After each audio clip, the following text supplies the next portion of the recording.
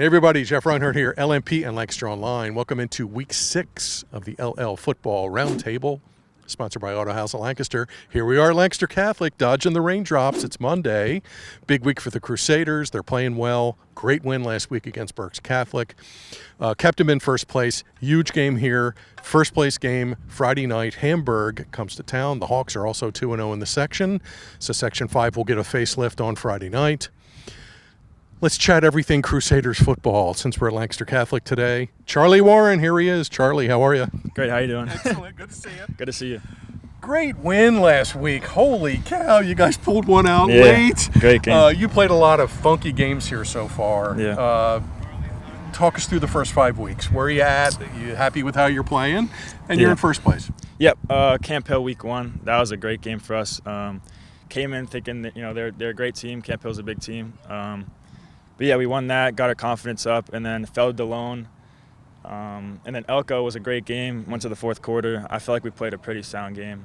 And then Columbia, obviously 69-0. We were pretty happy with that. Yeah. And then last Friday was a great game, great team effort. Winning like you did last week, a section game, you beat Berks Catholic with a late turnover, and it was really exciting. What's that do for your mojo and your energy? Can you sense that? And does that have to vault you into this week? Gives us a lot of confidence for sure. 2 good wins. It's going to give us a lot of confidence to go into the next couple weeks, and I think we can come out with a couple wins. Hamburg's coming to town. Since they've joined the league, you guys are 2-0 with them. Beat them here in a great game 2 years ago, and then you scored 60-plus on them last year. I know it's earlier in the week, but they have Shuey. They like to throw the ball around. Yeah. Give us your Hamburg scouting report, pretty please. I'm pretty excited, especially as a DB group. We're excited they throw out the ball a little bit more. So I got a lot of trust in the DBs. And offensively, I feel like we're pretty sound. Like we can throw the ball when you need to. And also, we got B-Way, we got Colton, Corday. We're liking the Wildcat too recently. So I'm confident going into Friday. Speaking of Brandon Way, he's pretty explosive. Yeah, he's off to a great start. Return to punt. He's got touchdown runs all over the place. Do you catch yourself marveling at him sometimes and the way he makes people miss and what he brings to your squad? It's insane. He's a great player. He's going to be a great player in college. It's marveling. He's insane. 3-way tie last year. That was crazy. Is the goal not to tie? A section title is a section title, and you get the trophy in the case and all that. But you kind of want to win these outright, do you not? Yeah, no tie. We definitely want to win it all. Win the section, so, yeah. And we are back from Lancaster Catholic in the studio with the latest edition of the LL Football Roundtable, brought to you by Auto House of Lancaster. And we want to thank those folks at Catholic, and we're going to talk a little bit about the Crusaders in a moment. My name is Mike Gross, and I'm hosting this deal. And to my left is Jason Guarente. To my right is Jeffrey Reinhart. These dudes cover high school football for LNP, LancasterOnline.com. We're going to give you a little bit of a look at some of the more intriguing games of the week, plus some extra stuff tacked on to the end. Now, one of the intriguing games of the week, where first place is on the line. It's too early to talk about first place, but anyway, it's Hamburg at Lancaster Catholic. Now, Lancaster Catholic is in this position because of a pretty dramatic win last week. Right. Jason, take it away. Catholic was up big early, Lancaster Catholic, 16-0 against Berks Catholic. Berks got it to 30-28, driving for the go-ahead field goal or touchdown. They have the ball on the 12-yard line with 30 seconds to go. Andrew Schwenke forces a fumble, recovers the fumble, and Catholic escapes with a 2-point win. It looked like Tyler Osorio, who's Berks Catholic's kicker, he's money in the bank. It looked like he was going to win it with a field goal, but Catholic comes up with the big turnover. 2 takeaways from that game. Berks has moved down, so that's a tougher opponent for Catholic. This is a team that was playing in Section 4 before moving down to Section 5, so that was a big test. And Zach Dresch Catholic's senior linebacker, best defensive player on the field, stopped 2 drives on 4th down with a tackle on a short run and on a sack, and one of the best defensive performances I've seen this season. Is he a junior, senior? He's a senior. Oh, okay. All right. He's also a tight end who caught a huge 4th down pass to keep the drive How did Burks do against the running back for Catholic? Tough sledding. Brandon Way had 3 touchdowns, but he had a hard time breaking loose. 25 carries for 107, I think. So It's only like 4 yards a carry. yeah, or something, they but he bottled averages him like up. 10 But, usually. but you know what? You think of him as a big play guy, but he was getting the hard yards between the tackles in that game. That's good. That speaks well for his future, maybe. Hey, Ryan, any thoughts on this tilt? Interesting matchup. Again, it's a 3-way tie, Hamburg Catholic and Schuylkill Valley, which gets Berks Catholic on Friday in another big game. They're all 2-0. Hamburg's only been on the field for 4 games. They had the forfeit thing. Tyler Shuey's good, 700 passing yards, no picks. I worry that Hamburg gets a little too one-dimensional because Catholic has some really good DBs. Hegner's back there, Warren's back there, Way is back there. They've had some pick sixes this year, and Catholic's really good in special teams too. Don't punt the ball to Brandon Way. Interesting matchup. Winner stays in first place.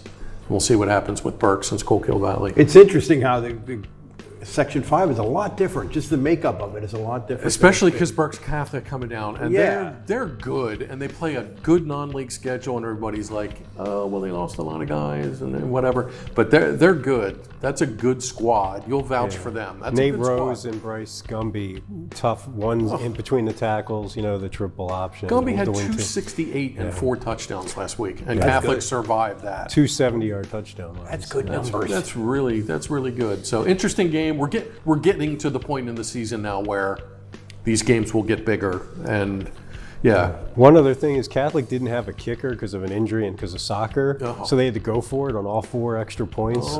They made 3 of them, 2-point difference. That's the difference. Now, is that a in the score. long-term thing? Or? I don't believe so. The boys soccer team was at Northern Lebanon, so the kids couldn't get back in time. Oh, Yeah. okay. I thought it was That's like an overnight.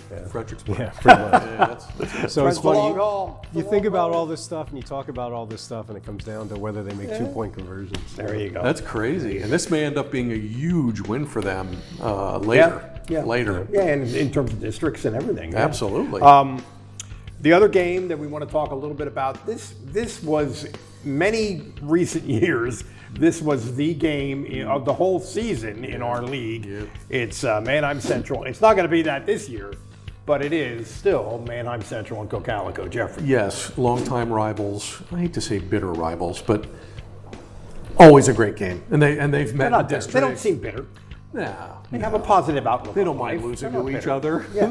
No, that'll never happen. They've met in districts a couple of times. Barons are 8-0 against Cocalico in districts, so that's sort of a sore subject in Denver. But Cocalico's coming off 2 good wins here. Their defense has been good. Shut out Garden Spot a couple of weeks back, which got all of our attention. Held Warwick to 7 last week. Eked out a 10-7 win. So Cocalico's D has been good. Manheim Central's been a head scratcher. I think we knew coming in that they were just going to be different this year. Coach Hahn told us as much at Media Day.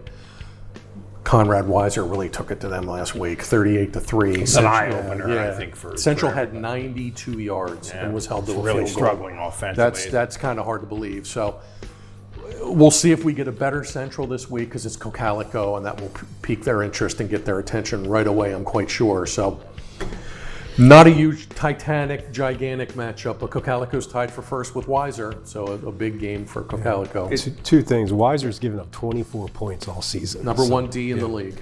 And Cocalico destroyed Central last year when both teams were at their apex. Yeah, they did. And that was that night when there was rain and the games were played Friday and Saturday.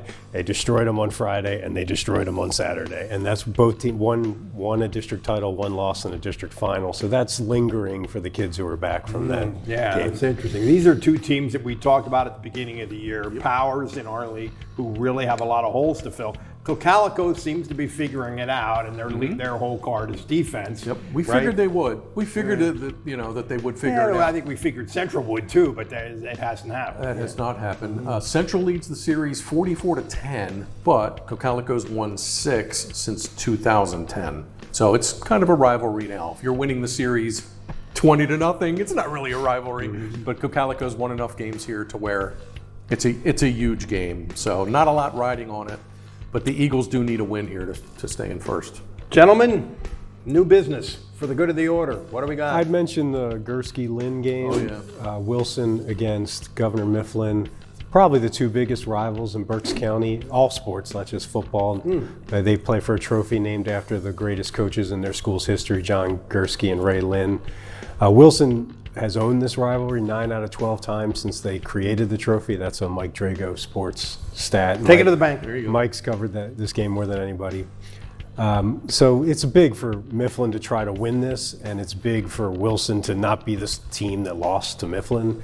And the years that Mifflin's been able to break through is when they've had guys like Jan Johnson or Nick Singleton, and they haven't been able to win it with just a non-historic player on the roster, really. So it's at Shillington, and that's probably the game of the year for those two in the regular season. Yeah, Wilson came up big on defense last week to hold off Cedar Crest 14-7. Mifflin's playing pretty good, sneakily. Yeah, they're playing better.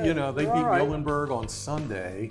Grady Garner's been great, 700 yards, 13 touchdown runs. So Wilson's got to play some rush D in this one. Interesting, though, short week. You play on Sunday. Sunday to Friday, Yeah, and it's that's Wilson. right. That's right. And it's Wilson. That's not the only trophy game on Friday. Oh, Ryan's trophy game, subspecialty of the It's the Ryan. Battle Go. of 462, Penn Manor at Hempfield. Fifth year of the trophy. Hempfield leads 3-1. Penn Manor won last year. Like Hempfield's passing game, I saw them play Township last week, and Township's really good, oh, by the way, 38-0. If you spend a lot of time in your car on 462 in Yes. peak traffic times, you think, is this worth battling for? My answer is no. Well, you deserve a trophy, I guess, at Yes, the end of okay, it. that's a good way of looking at Wow, it. Glass half full. Way to be, Ryan. One big milestone moment to keep an eye on Friday. Evan Myers, Twin Valley's really good senior quarterback. He's tough. 44 passing yards for 5,000. That's a neat club to be in. Where's he going to be when this is all said and done? He's going to be in the all-time list, right? Oh, absolutely. Maybe number one. Yeah, really maybe. rack up the Absolutely. numbers, He's been unbelievable. And oh, by the way, state rankings came out early in the week. Twin Valley is number 1 in 4A in the state because Aliquippa lost. YO's number 4. LS is number 6. 6 LL Section 4 teams are in the top 6 in the state, including number 1. You mean 3? Three, yeah. 3 Are in the top 6. Yeah. Including number 1, Twin Valley. Yeah. Is a team allowed to have 2 trophy games? Is that allowed? Because Hempfield just played Hempfield just had one. What if they had to- win both trophies? Is there a place for both of them? I'd have to go and look to see because Townships won the last several. Jason, of those. apparently you haven't heard. Everybody gets a trophy. gets- Everybody gets a Participation trophy. trophy. You get a runner-up trophy. We're for going to playing do in a trophy at game. the end of the season. We're going to do a trophy presentation right That's here. funny. Right here. That's funny. I All think right. that's all I have. All right, that'll do it, guys. This has been the LL Football Roundtable. It is brought to you, as always, by Auto House of Lancaster. For Jason Guarente, for Jeffrey Reinhart, I'm Mike Gross, and we'll see you next week